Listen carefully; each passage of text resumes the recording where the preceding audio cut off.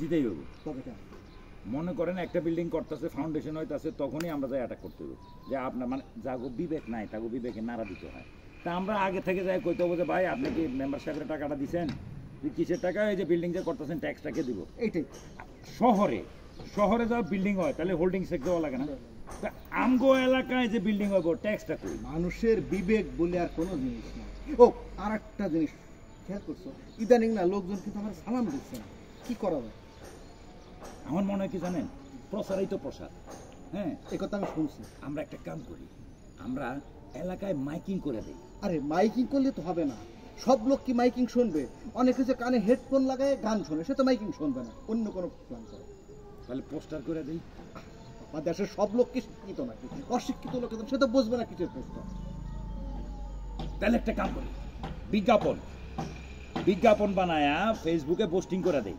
তাহলে দেখবেন যারা যারা বিজ্ঞাপনটা দেখবো, বিজ্ঞাপনের সারমর্ম থাকবো কি? বিজ্ঞাপনের সারমর্ম থাকবো যে আমগো এলাকার এই খালেক মেম্বারের সামনে হলেই প্রথমে সালাম দিবেন, মাথা নুয়ে সালাম দিতে হবে। সালাম যদি না দেন তাহলে দণ্ডনীয় অপরাধ। অবশ্যই, এবং এই যে মানে এটা রাষ্ট্রবিরোধী কাজ। অবশ্যই এটা ঠিক আছে। এই এদিকে আসো,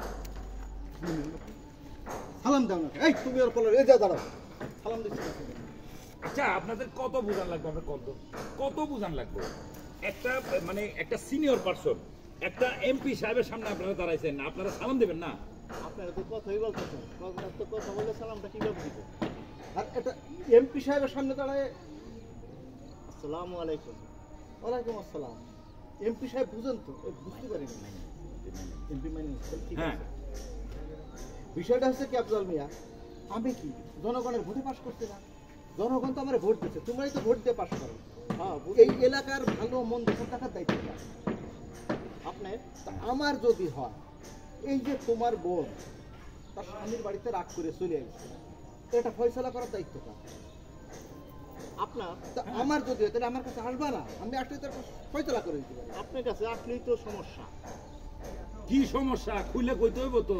সমস্যার সমাধান করার লাইগাই তো আমগো খালেক মেম্বার উপস্থিত আছে, ভবিষ্যৎ এমপি। ভবিষ্যৎ এমপি বুঝছি, কিন্তু ওনার কাছে আসলেই তো আমার পকেট খালি হয়ে যায়। আর রে বাবা, খালি আমার কাছে কেন? এই যে তোমরা যখন ডাক্তারের কাছে যাও, ফি দাও না? আচ্ছা, তোমাকে যারা উপকার করে, মনে করো যে নৌকা পার করে, ওই খেয়া মাঝিরা পয়সা দাও না? এই যে রিক্সাওয়ালা তোমাকে নিয়ে এক জায়গায় পৌঁছায় দেয়, পয়সা দাও না? সরকার এই যে যা কেনাকাটা করো, ভ্যাট ট্যাক্স দাও না? তা আমি তোমাকে উপকার করতেছি, তাদের মতোই তো। তা আমারে পয়সা দিয়ে তোমাকে সমস্যাটা কি এটাই বুঝলাম না। ইনকাম করলে ইনকাম ট্যাক্স যদি দেওয়া লাগে, তাহলে একটা মানুষের সংসারে বা পারিবারিক সমস্যার সমাধান করে দিব। এই মানুষটার একটা ট্যাক্স, ন্যূনতম একটা ট্যাক্স দিলে সম্মানী সম্মানী তো ওনার সম্মানী কি চাইনি দেব না? ওনাকে আমরাই দিব? দেন না তো? দেব, উনি তো সে যোগ্যই হয় না। আচ্ছা ঠিক আছে, আমি খুব অল্প টাকায় এই বিচারটা করে দিবেন, অল্প কিছু টাকায় করে দিবেন। আপনার কাছে মেম্বারশিপ টাকা পয়সা নাই, আর এই বিচার নিলে মনে করেন যে আমি পারবো না, টাকা দিতে পারবো না। আচ্ছা হ্যাঁ, আপনারা যদি ক্যাশ টাকা দিতে না পারেন, সে কেউ কিন্তু কাজ কাম করি আমরা। যাই হোক, আমরা তো জনপ্রতিনিধি, বাকি কাজগুলো আমাকে করা লাগবে। মানে চেকে দিব, আমার তো ব্যাংক অ্যাকাউন্ট। ওই তোমার ব্যাংক অ্যাকাউন্ট নাই, টাকা নাই, তাই বলে কি তুমি ন্যায় বিচার পাবা না? তুমি কি সমাজের একটা মানুষ না? তুমি কি ন্যায় বিচার পাওয়ার অধিকার তোমার নাই? অবশ্যই তোমার ন্যায় বিচার পাওয়ার অধিকার আছে, তোমার সালিশ বিচার করার অধিকার আছে, তোমার নিজের মানে সবকিছু করার অধিকার আছে। শুধু ছোট্ট একটা কাজ করতে হবে।